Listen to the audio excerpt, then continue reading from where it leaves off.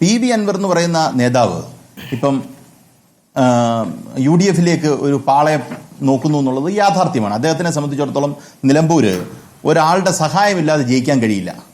അപ്പോൾ ഇവിടെ നോക്കൂ, PV അൻവർ എന്ന് പറയുന്ന ആള് UDF-ലേക്ക് അല്ലാതെ വേറെ ഒരു സാധ്യതയും അദ്ദേഹത്തിന് ഇല്ല എന്നുള്ളതാണ് യാഥാർത്ഥ്യം.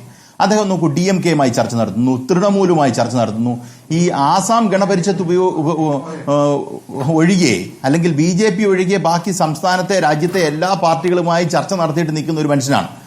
അദ്ദേഹത്തിന്റെ പൊളിറ്റിക്കൽ കോൺഷ്യസ്നെസിന്റെ കാര്യത്തിൽ തന്നെ എനിക്ക് വലിയ സംശയമുണ്ട്. കാര്യം DMK എന്ന് പറയുന്ന ഒരു പാർട്ടിയുമായി ചേർന്ന് കേരളത്തിൽ എന്ത് രാഷ്ട്രീയ വ്യത്യാസം വരുത്താൻ, എന്ത് പൊളിറ്റിക്കൽ ഡിഫറൻസ് വരുത്താനാണ്, എന്ത് സോഷ്യൽ ഡിഫറൻസ് വരുത്താനാണ് അദ്ദേഹത്തിന് കഴിയുക എന്നുള്ള കാര്യത്തിൽ എനിക്ക് വലിയ സംശയമുണ്ട്. കാര്യം അങ്ങനെ ചിന്തിക്കുന്ന ഒരു നേതാവ്, അദ്ദേഹത്തിന്റെ കേപ്പബിലിറ്റിയിൽ പോലും എനിക്ക് സംശയമുണ്ട്. ഞാനത് എന്റെ പേഴ്സണൽ സംശയമായിട്ട് പറയുന്നതാണ്. കാര്യം കേരളത്തിലെ ഒരു പാർട്ടി DMK-യുമായിട്ടോ അല്ലെങ്കിൽ ഈ പറയുന്ന തൃണമൂൽ കോൺഗ്രസുമായിട്ടോ ബന്ധപ്പെട്ട അടിസ്ഥാനത്തിൽ കേരളത്തിൽ ഒരു സാമൂഹിക രാഷ്ട്രീയ മാറ്റം വരുത്താൻ ഉദ്ദേശിക്കുന്ന ഒരു നേതാവിനെ കുറിച്ച് അയാളുടെ പൊട്ടൻഷ്യലിൽ എനിക്ക് സംശയിക്കുന്നതിൽ തെറ്റില്ലെന്നാണ് ഞാൻ കരുതുന്നത്. ഒന്നത് നോക്കൂ, ഇവിടെ ഉയർന്നു വന്ന ഒരു വിഷയം എന്താണ്? ഈ പറയുന്ന PV അൻവറിന് സ്വയമേ നിന്നാൽ എന്തെങ്കിലും കിട്ടുമോ? ഞാൻ മനസ്സിലാക്കുന്നിടത്തോളം ഒന്നും കിട്ടില്ലെന്നാണ് ഞാൻ വ്യക്തിപരമായി മനസ്സിലാക്കുന്നത്. ചേലക്കരയിൽ 3900 വോട്ടുകളെ കുറിച്ച് ഇവിടെ പരാമർശം ഉണ്ടായി. അത് സുധീർ എന്ന് പറയുന്ന മുൻ കോൺഗ്രസ് നേതാവ്, അദ്ദേഹം അവിടെ വളരെ പ്രോമിനന്റ് ആയിട്ട് നിൽക്കുന്ന ഒരു നല്ല സ്റ്റേച്ചറുള്ള ഒരു നേതാവാണ്. അദ്ദേഹത്തിന് കിട്ടുന്ന മെറിറ്റ് യഥാർത്ഥത്തിൽ തട്ടിക്കൊണ്ടു പോവുകയാണ് PV അൻവർ ചെയ്തത്. PV അൻവർ ഈ 140 മണ്ഡലങ്ങളിലും ഇതുപോലെ 3600 4000 വോട്ടുകൾ വെച്ച് പിടിക്കാൻ ശക്തിയുള്ള ഒരു രാഷ്ട്രീയ നേതാവാണ് എന്ന് വരുത്തി തീർക്കുക മാത്രമാണ് അദ്ദേഹം അതുവഴി ചെയ്തത്. അത് യഥാർത്ഥത്തിൽ സുധീറിന്റെ ഇതാണ്.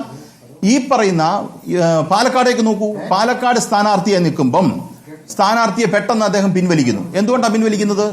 ഈ പറയുന്ന UDF വോട്ടുകൾ സ്പ്ലിറ്റ് ചെയ്ത് പോകാതിരിക്കാനാണ് എന്നുള്ള ഒരു വാദം വരുന്നുണ്ട്.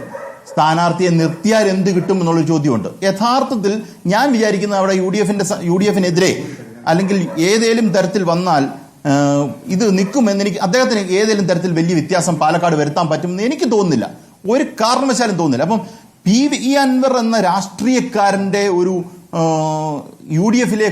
UDF-ലേക്കുള്ള പോക്കോ അല്ലെങ്കിൽ അദ്ദേഹം തന്നെ ഒരു മുന്നണി ഉണ്ടാക്കിയോ അല്ലെങ്കിൽ BJP-യിലേക്ക് പോയാലോ ഒന്ന് ഇവിടെ എന്തേലും തരത്തിലുള്ള വ്യത്യാസം വരുത്തത്തക്ക രീതിയിൽ അദ്ദേഹം ഇപ്പോഴത്തെ നിലയിൽ നിൽക്കുന്നതെന്ന് എനിക്ക് തോന്നുന്നില്ല. മാധ്യമത്തിൽ അദ്ദേഹത്തിന് വലിയ സ്പേസ് കിട്ടുന്നുണ്ട്.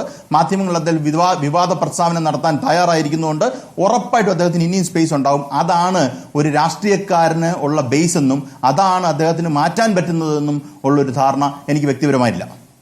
ശരി, ലാൽകുമാറിലേക്ക് തന്നെ അടുത്ത ചോദ്യം ചോദിക്കണേ. ഇപ്പോഴും ശരിയായിട്ടില്ല അല്ലേ?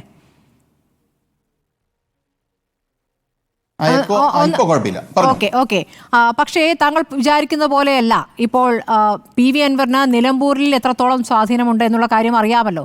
അതുപോട്ടെ, അതുകൂടാതെ അദ്ദേഹം ഇപ്പോൾ പോകാൻ പോകുന്നത് ചെറിയ രൂപത്തിലല്ല എന്നാണ് മനസ്സിലാക്കാനാകുന്നത്. ഇപ്പോൾ അദ്ദേഹം എല്ലായിടത്തും പാർട്ടി സമ്മേളനങ്ങൾ നടക്കുന്ന സ്ഥലങ്ങളിലൂടെ സഞ്ചരിക്കുകയും അവിടെയുള്ള അതൃപ്തരെ കണ്ടെത്തുകയും അതൃപ്തരുടെ ഒരു സംഘം ഉണ്ടാക്കുകയും ചെയ്യുന്നുണ്ട് എന്ന ഒരു സൂചനയുണ്ട്. അപ്പോൾ CPM-ൽ നിന്നും ഒരു അതൃപ്തരുടെ ഒരു നിരയെ തന്നെ കൂട്ടിക്കൊണ്ടുപോകാൻ ആലോചിക്കുന്നു. അതുകൂടാതെ വിവിധ പാർട്ടികളിൽ ഭിന്നിപ്പോടെ നിൽക്കുന്ന ചില നേതാക്കളെ അടർത്തി മാറ്റാൻ പോകുന്നു. അതൊക്കെ പ്രധാനപ്പെട്ട പേരുകൾ തന്നെയാണ്. CPM-ൽ തന്നെ നിലവിലൊരു യുവ MLA-യെ കൂടി കൂട്ടുപിടിക്കാൻ പോകുന്നു. അങ്ങനെ ഒരു പാർട്ടി ആയിക്കൊണ്ട് മുന്നണിയിലേക്ക് പോകാൻ പോകുന്നു എന്നാണ് കേൾക്കുന്നത്. അതൊരു ചെറിയ സമീപനമല്ല. വിജയിച്ചാൽ അത് UDF-ന് ഗുണം ചെയ്യുക തന്നെയും. UDF-നെ സംബന്ധിച്ച് മുന്നണി വിപുലീകരിക്കുക എന്നൊരു ലക്ഷ്യം അവിടെ നിൽക്കുന്നു. ഇനിയിപ്പോൾ അൻവറിനെ മാറ്റി നിർത്തിയാലും പല നേതാക്കളുമായി ഇതിനകം കോൺഗ്രസ് നേതൃത്വം ചർച്ച നടത്തിയെന്ന സൂചനകളുണ്ട് ശ്രീ ലാൽകുമാർ. അപ്പോൾ ഇടതിൽ നിന്നും അടർന്നു മാറലുകൾ ഉണ്ടാകാനുള്ള സാധ്യത വളരെ കൂടുതലാണ്. അല്ല, സാധ്യത വെച്ച് നമുക്കൊരു ചർച്ച നടത്താൻ പറ്റില്ല.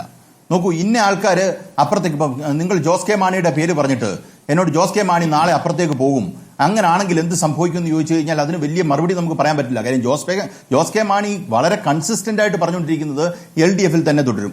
അല്ലെങ്കിൽ മറ്റാൾക്കാർ ആരും LDF-ൽ നിന്ന് പുറത്തു പോകുന്നതിനെ കുറിച്ച് ആരും ഇതുവരെ ഒരു പരാമർശം നടത്തിയിട്ടില്ല.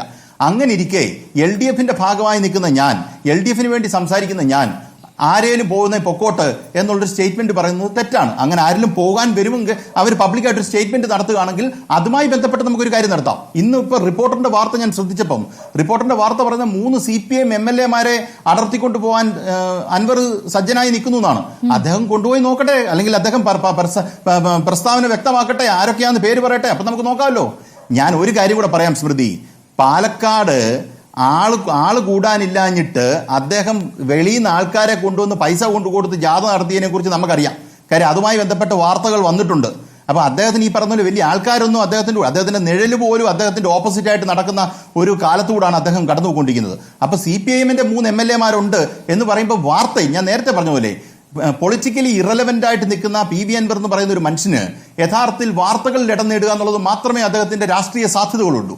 ആ രാഷ്ട്രീയ സാധ്യത അരക്കിട്ടുറപ്പിക്കാൻ അദ്ദേഹം ഇപ്പൊ പിണറായി വിജയന്റെ പേര് പറഞ്ഞില്ലല്ലോ, പിണറായി വിജയൻ കൂടെ അപ്പുറത്തോട്ട് വരുന്നു പറഞ്ഞാലും എനിക്ക് അത്ഭുതമില്ല.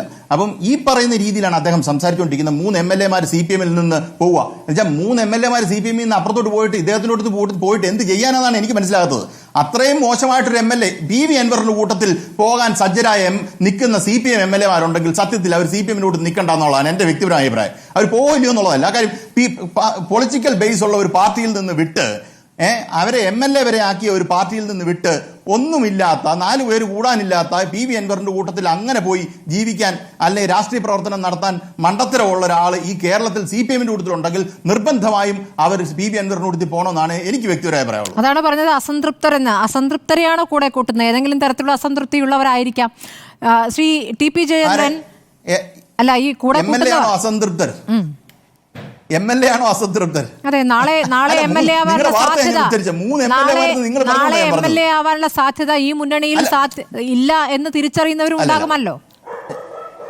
ചേച്ചി, നിങ്ങളുടെ വാർത്ത ഇന്ന് 3 MLA മാര് എന്നായിരുന്നു. അതാ ഞാൻ ഉദ്ധരിച്ചത്.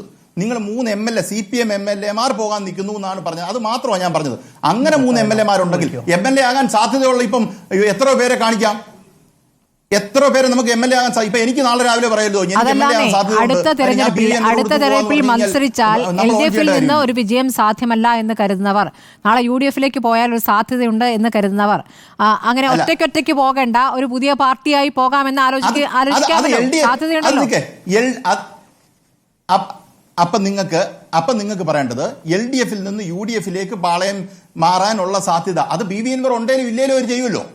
അങ്ങനെ കൺഫ്യൂഷൻ ആയിട്ട് നിൽക്കുന്നവർ ചിലപ്പം LDF ഉണ്ടെങ്കിലും ഇല്ലെങ്കിലും ചെയ്യും. അങ്ങനെ കൺഫ്യൂഷൻ ഉള്ളവരെ കൂട്ടുന്നു എന്നുള്ളതാണ് അൻവറിന്റെ സാമർഥ്യം. അൻവർ അത് ചെയ്യുന്നു എന്നാണ് പറഞ്ഞത്. അതിന് നോക്കൂ, അതിന് സാമർഥ്യമുള്ള ഒരു രാഷ്ട്രീയക്കാരനല്ല PV അൻവർ എന്ന് ഞാൻ പറയുന്നതിന് കാരണം, അങ്ങനെ സാമർഥ്യമുള്ള ഒരാള് തൃണമൂലും ആസാം പരിഷത്തും അല്ലെങ്കിൽ DMK-യുടെയും പോയി ഇവിടെ മുന്നണി ഉണ്ടാക്കാൻ അല്ലെങ്കിൽ ഒരു പാർട്ടി ഉണ്ടാക്കാൻ നോക്കില്ല. അങ്ങനെ നിൽക്കുന്ന ഒരാൾക്ക് ഒരു കാരണവശാൽ ഇവിടെ നടത്തിക്കൊണ്ടു പോകാൻ പറ്റില്ല. ഇപ്പം മറ്റൊരാളെ അടർത്തിക്കൊണ്ട് ഇപ്പൊ കോൺഗ്രസ് പോകാതിരിക്കട്ടെ, പണ്ട് നെയ്യാറ്റിൻകര കൊണ്ടുപോയതല്ലേ, അങ്ങനെ ചിലപ്പോൾ കൊണ്ടുപോകുന്നുണ്ടാകാം. പക്ഷെ അത് അൻവർ കൊണ്ടുപോയതാണ്. അൻവറിന് അതിനുള്ള ആളുണ്ട്, അതിനുള്ള രാഷ്ട്രീയ പക്വതയുള്ള രാഷ്ട്രീയ ബേസ് ഉള്ള ഒരാളാണെന്ന് പറഞ്ഞാൽ ഇപ്പം ഞാനത് എടുക്കത്തില്ല എന്ന് മാത്രമേ പറഞ്ഞുള്ളൂ. നാളെ കൊണ്ടുപോകണം, നമുക്ക് എടുക്കാം.